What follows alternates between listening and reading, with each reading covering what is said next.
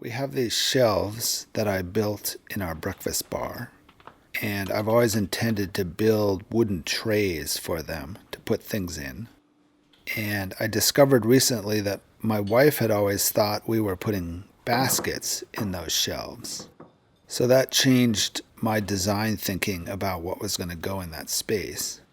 So instead of building my trays out of solid pieces of wood, like something that would match the breakfast bar, what we came up with was to build them out of the leftover bamboo plywood from the kitchen cabinets, as the end grain on the plywood has a sort of woven look to it. It's the same pattern I used for the Death Star. That's no moon. Commence primary ignition.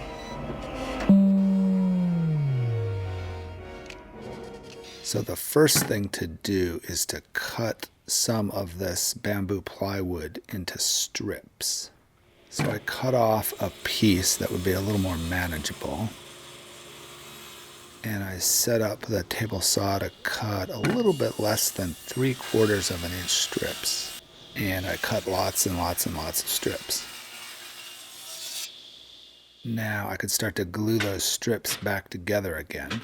So the idea was to cut the strips and then rotate them 90 degrees and glue them together so that the outer surface of the new plywood will be the end grain of the section of the plywood and will give sort of a woven feel to it. Now I wanted these to go together really evenly to give a really flat surface.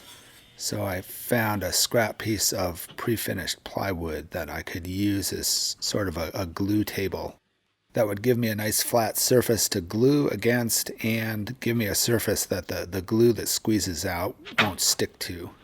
So I can separate my piece that I've made from the surface it's sitting on. To get the glue into all of the joints between all of the strips, I painted the glue onto 5 of the 6 strips and covered one surface on all of those strips really quickly. Then once the glue is in place, I could rotate each strip 90 degrees, and then the glue is in the seam of each strip. And I can put the 6th strip in place that doesn't have any glue. So there's 6 strips per section, and that means 5 joints between the 6 strips. So I need glue in only the 5 joints, not 6. The first one I screwed up and I glued the outer edge, which would glue it to the clamps.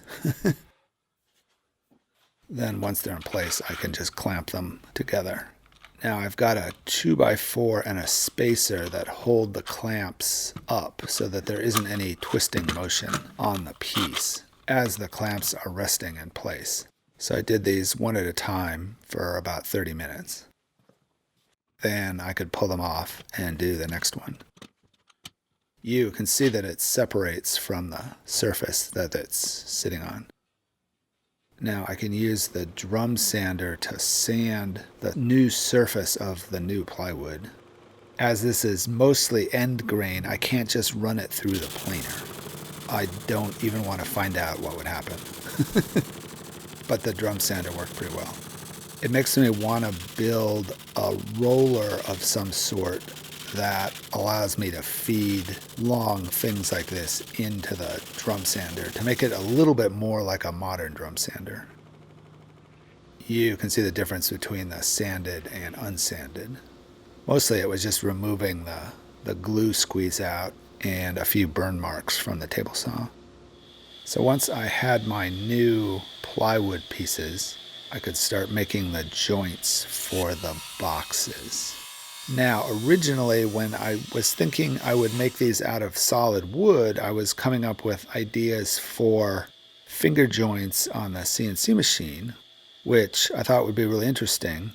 But if the idea is a basket, I want the pattern to wrap around the corners.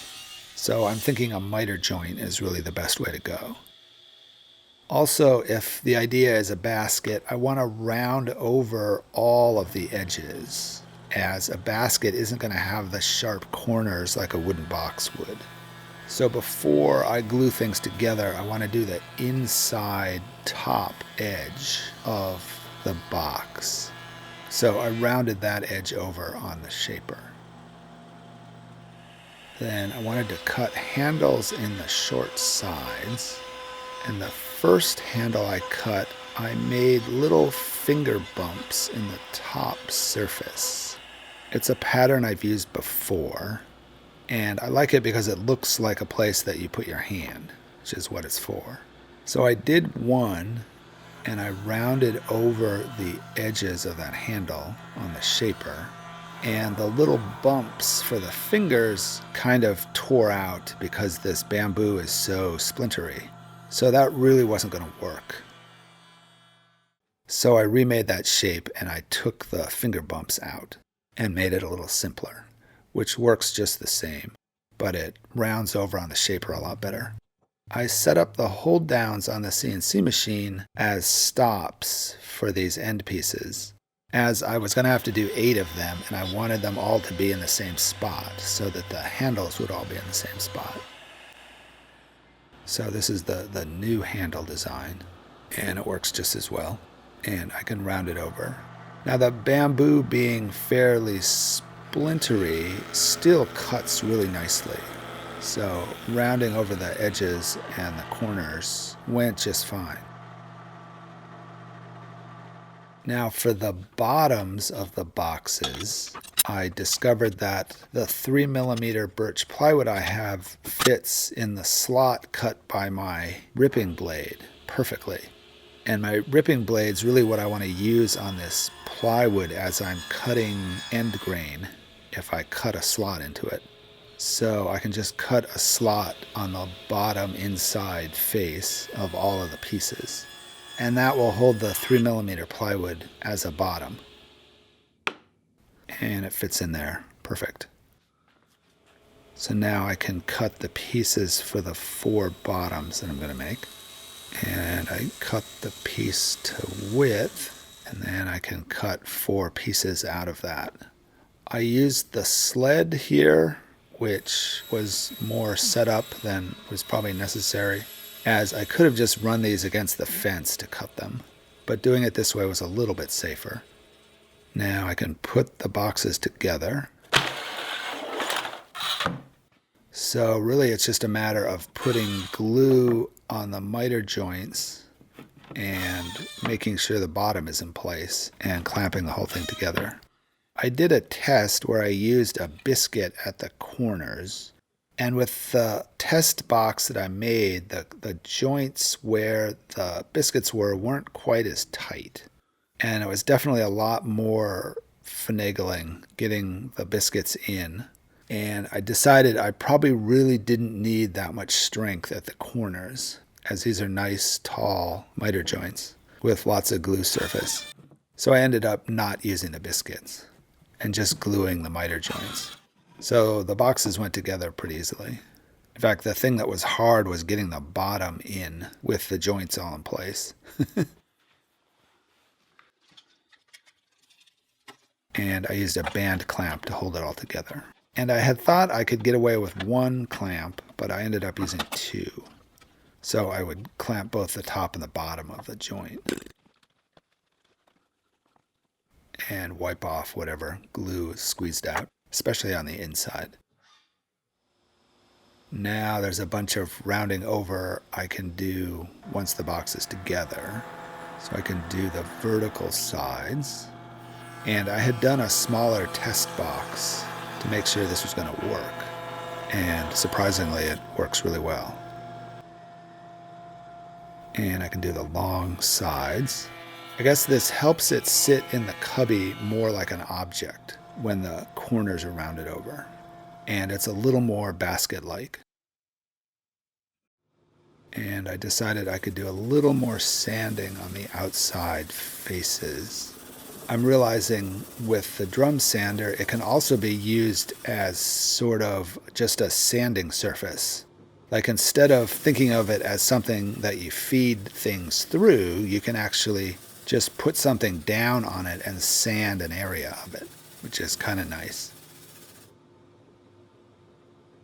And I sanded with finer sandpaper with my handheld sander. And it's time to put finish on. I figured I'd use something a little bit more durable than just oil and use wipe-on polyurethane. And it brought the pattern of the wood out really nicely. These gloves I think I've used before for finishing, so they're a little stiff. And it makes it hard to hold the piece of cloth very well.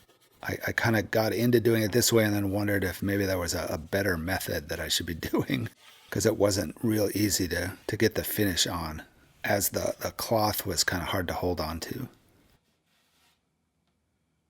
And that's how the finish went on. And now I can put them in place and sort of hide the clutter that's in those cubbies.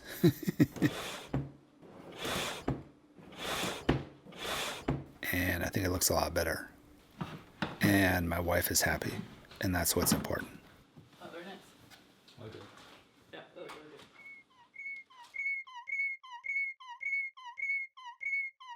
good.